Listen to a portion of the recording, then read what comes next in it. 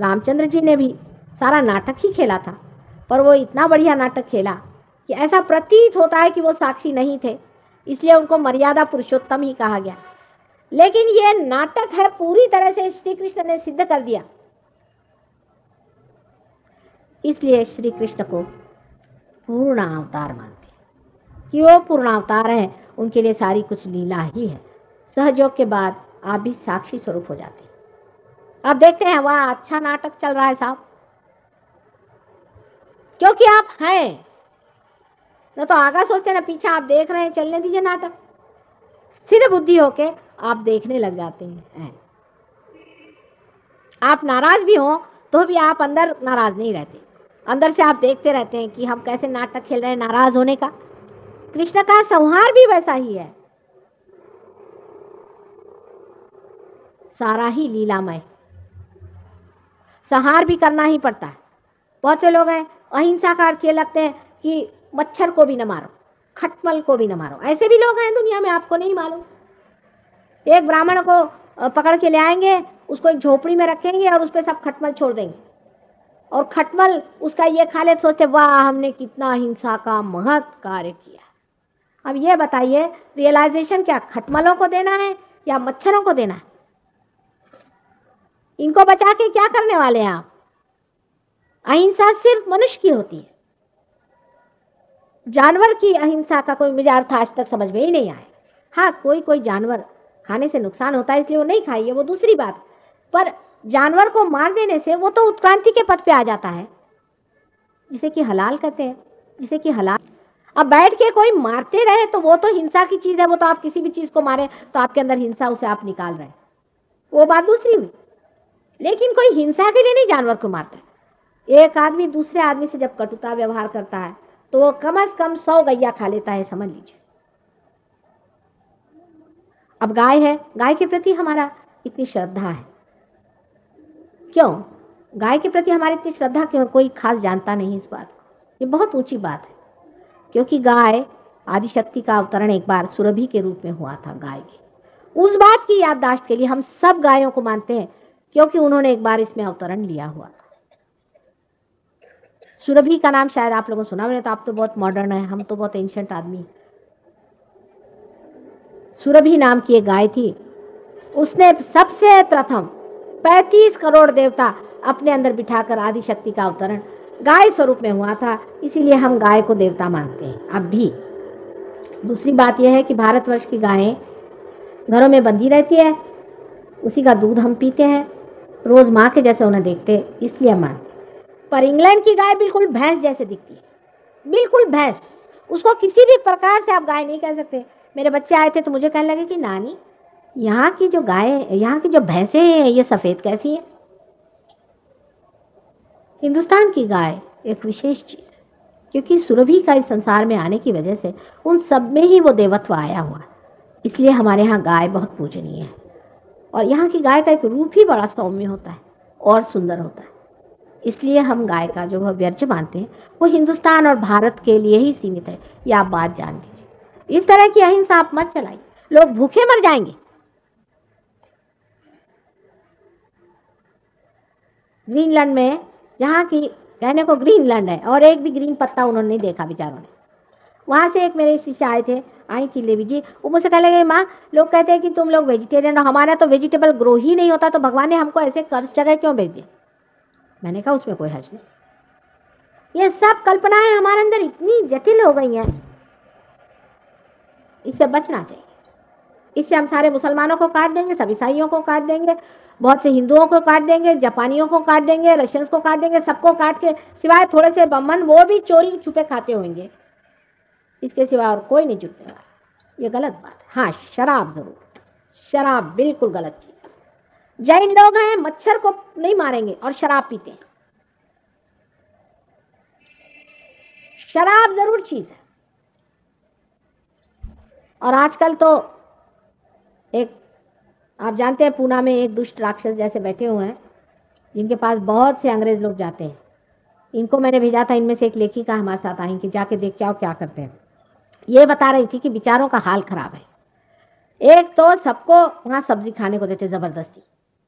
अब ये लोग सब नॉनवेज खाने वाले लोग, तो वैसे ही भूखे मरते हैं। उसमें वो कहते हैं कि नमक नहीं डालो और फिर उबली हुई खाना दो, तो कहने लगे कि सब ऐसे दुबले पतले हो गए, हालत खराब, लत्तड़ पत्तड़। और 9-9 घंटा हर एक से वो काम लेता आदमी। एक आदमी वो सब्जी ही काटते रहता, उसका हाथ तक छिल गया 9 घंटे। अब जब वो आदमी बिल्कुल ही कृश हो गया और उसकी बिल्कुल ही दशा खराब हो गई, तब उस पर भूत मार दो, खत्म। वो अपने गले में माला डाले, वस्त्र पहने, घुमा करता है और उसका सारा पैसा खींच। बड़ी बड़ी औरतों को बेवकूफ बनाया ये करके, ऐसा लस्तम पस्तम बनाया, और ये बड़े बड़े लोग करते हैं। मैं आपको सबकी पोल पट्टियां बताऊंगी एक दिन, उस पर भी एक दिन लेक्चर करना चाहिए। ये लोग जो अपने को बड़े भारी धर्मात्मा समझते हैं, अब लामा लोग आप सोचते हैं बड़े धर्मात्मा, मुझे आज तक एक नहीं मिला। धर्मात्मा पना जो है ये अंदर की चीज होती है। इसमें इस तरह से लोग कठोरता करते हैं, इतनी कठोरता करते हैं कि मनुष्य के साथ इतनी कठोरता और जानवर के साथ इतना ज्यादा प्रेम।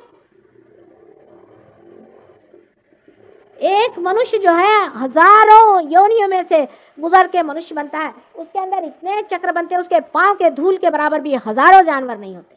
इतनी बड़ी ये चीज है। उसको तो आप दुख देने में, तकलीफ देने में, उसके साथ में परेशानी करने में जरा सा भी आपको समय नहीं लगता है।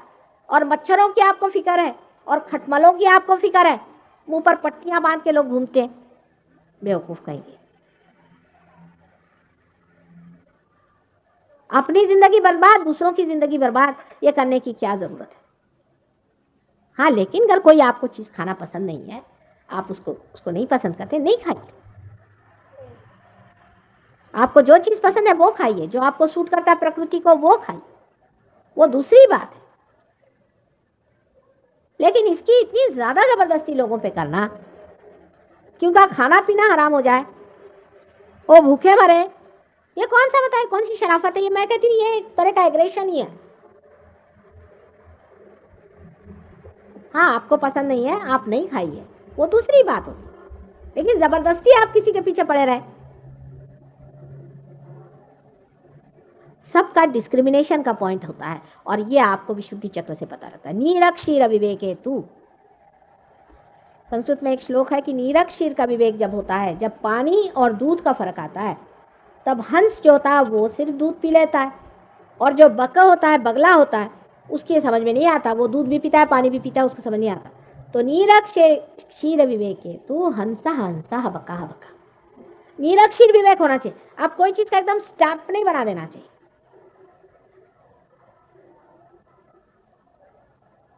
बुद्धि से आप समझ सकते हैं, थोड़ा नीर क्षीर करें। और सबसे बड़ी चीज है दया। आपस में मनुष्य में दया होनी चाहिए। दयालुता मनुष्य पे पहले करिए ना। और दया करने में भी लोग उपकार समझते हैं। अगर कोई मोटर में एक बार लिफ्ट दे दे तो सोचता है मेरा गुलाम हो जाए।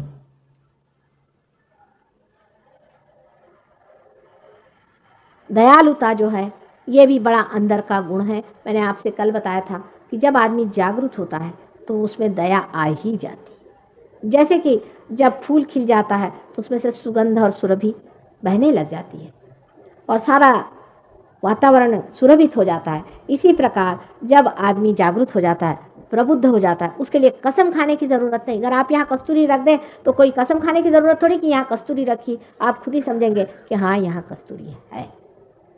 पर किसी की नाक बंद हो तो उसे क्या किया जाए। नाक भी बहुत बंद हो गई आजकल लोगों की, तो भी आज तक मनुष्य उतना नहीं गिरा है कि सच्चाई को नहीं पहचाने। थोड़ी देर चक्कर काटता है और फिर सच्चाई पे आ ही जाता है। यह भी श्री कृष्ण का ही वरदान है। सारा डिस्क्रिमिनेशन जो है वो श्री कृष्ण के ही चक्र से होता है और उन्होंने वो चक्र अपना बढ़ा के यहाँ रखा। अब इस चक्र का कोई नाम नहीं दे सकते कि वो श्री कृष्ण का ही यहाँ पर गुजरा हुआ, उनके हाथ ही है समझ लीजिए, यहाँ पहुँचे हुए हैं। हंस ऐसे लोग कहते हैं, लेकिन ये चक्र होता है। ये चक्र जब खराब हो जाता है तो आदमी में डिस्क्रिमिनेशन नहीं रहता। वो उसी का सब चक्र है जो श्री कृष्ण है। तो वो विराट है और वो लीलामय है, वो लीला करते हैं। सभी सहजियों से विनती है हमारे इस चैनल को सब्सक्राइब करके सहज को फैलाने में हमारी मदद करें। जय श्री माता जी।